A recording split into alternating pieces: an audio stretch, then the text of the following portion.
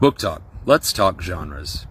I know a whole lot of people are aware of what grim dark is, but what's Noblebright? Do you know what that is? If you do, sound off in the comments. That's pretty cool. But I don't think it's as well known as it probably should be. Well, to explain that, let's start with what grim dark is. So, grim dark actually was popularized initially by Warhammer 40k, the game that people play with miniatures and stuff, the tabletop game. And it says that the 40k is based in a grim dark world, or a grim dark future, right? And it's popularized through that gaming and also brought into the book world. And it's really largely this dark and nasty, perilous type of environment. And it's really almost nihilistic, to where it's all about that it doesn't matter what happens, that the world is full of trouble and problems, and it's really a pessimistic view. Now, I'm not crapping on those books. There's people who absolutely love those books, and I've read some that are absolutely fantastic, but there is a distinct bent towards that type of writing, and it's really a very negative, pessimistic viewpoint, where regardless of what the protagonists end up doing, it's all going to fall apart in the end.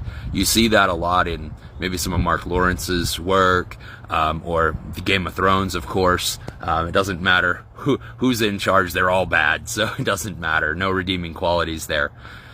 Well, where Noblebright came in is to be a counterpoint or a contrast to that. And Noblebright's not actually a new concept.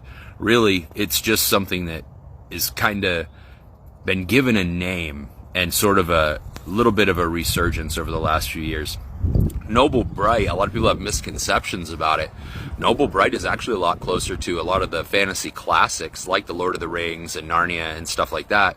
A lot of people assume that Noblebright is always religious or Christian, and it certainly can be. I know my work has faith elements through it, but it doesn't have to be. What Noblebright is, it's really the antithesis of grimdark, meaning that there's hope in our stories, in our universe, in our worlds.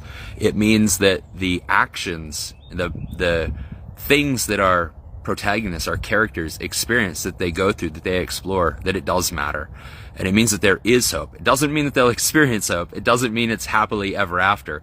And those stories are not always pristine and nice and clean.